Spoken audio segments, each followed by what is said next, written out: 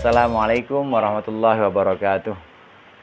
Bismillah, walhamdulillah, wassalatu wassalamu ala sayyidina Muhammadir Rasulillah wa ala alihi wa ashabihi wa man tabi'ahudah wa jama'atah min yaumina hadha ila yaumil ba'thi wan nahdah, amma ba'du. Para pemirsa yang budiman, Allah berfirman, wa aqimis sholata tarafayn nahari wa zulafan minal lail innal hasanat yudhibnas sayyiat. Artinya, hendakkanlah laksanakan sholat pada malam-malam hari dan siang-siang hari. Innal hasanat yudhibnas sayyiat. Sesungguhnya perbuatan-perbuatan baik itu akan bisa menghapus perbuatan-perbuatan buruk. Para pemirsa yang budiman, maka setiap perbuatan baik sekecil apapun itu bisa menghapuskan perbuatan buruk sekecil apapun.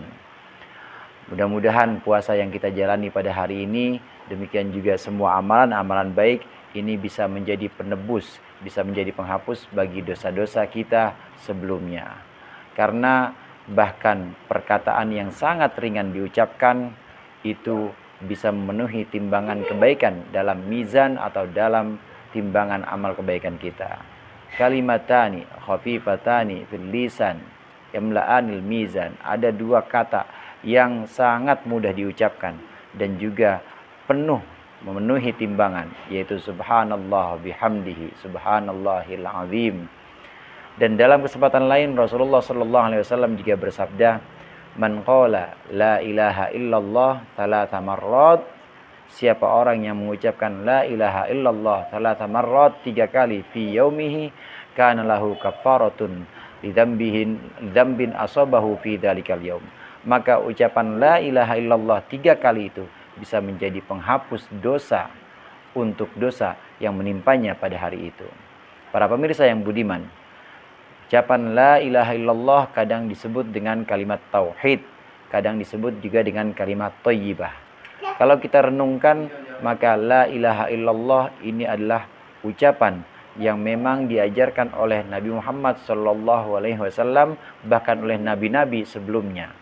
Dalam satu keterangannya Rasulullah SAW mengatakan bahwa afdalu ma qultuhu ana wan nabiyyuna min qabli la ilaha illallah. Sungguhnya ucapan yang paling utama, yang paling sempurna yang diucapkan oleh aku dan oleh nabi sebelumku adalah la ilaha illallah.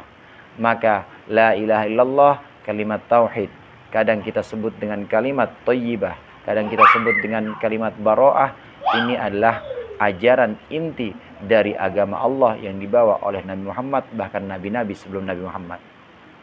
Jika kita renungkan la ilaha illallah, maka banyak sekali faedahnya.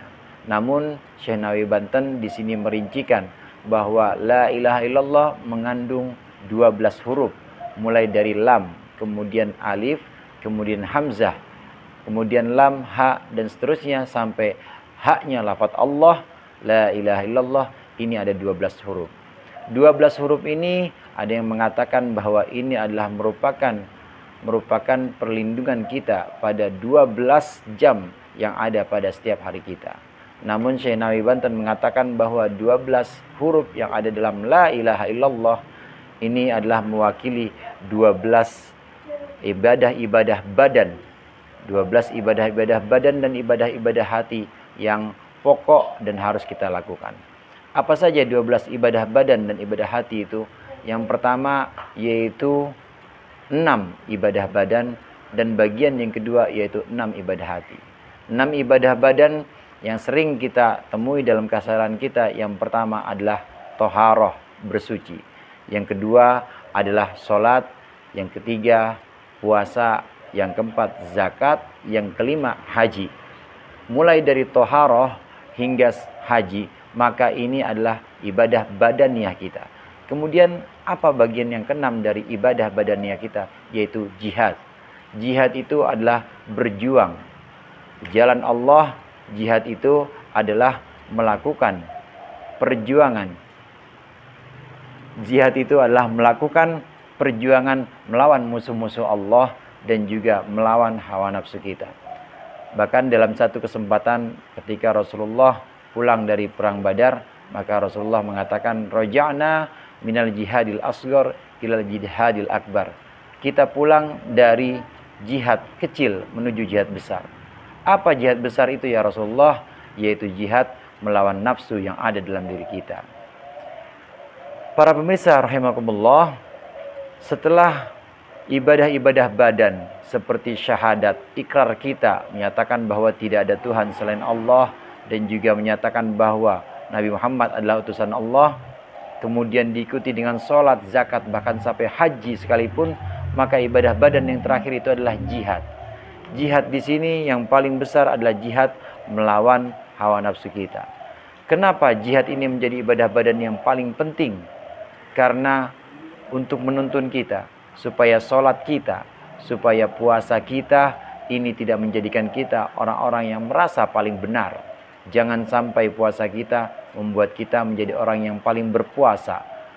Jangan sampai sholat kita membuat kita menjadi orang-orang yang merasa paling suci dengan sholat kita. Jangan sampai sedekah kita membuat kita ini menjadi orang-orang yang paling berhak untuk mengatur orang yang kita berikan sedekah kepada kita.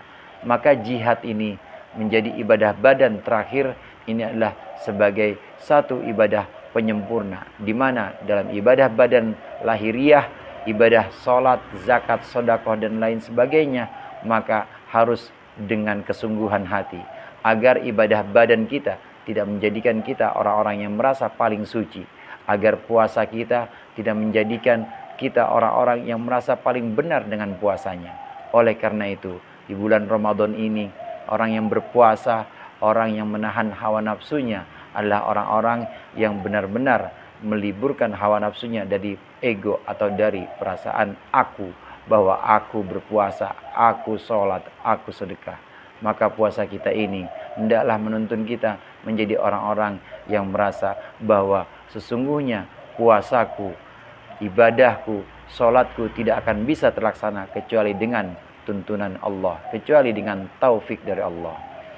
Dengan keyakinan ini, dengan sikap ini, maka puasa kita, sholat kita, ibadah kita tidak akan menjadikan kita orang-orang yang merasa paling benar, merasa sombong dengan ibadahnya, merasa sombong dengan puasanya. Mudah-mudahan Allah membimbing kita, memberikan taufik kepada kita untuk terus melaksanakan ibadah dengan sebenar-benarnya dan melaksanakan ibadah sesuai dengan tuntunan Allah. Allahul muwaffiq ila aqwamit thoriq. Assalamualaikum warahmatullahi wabarakatuh.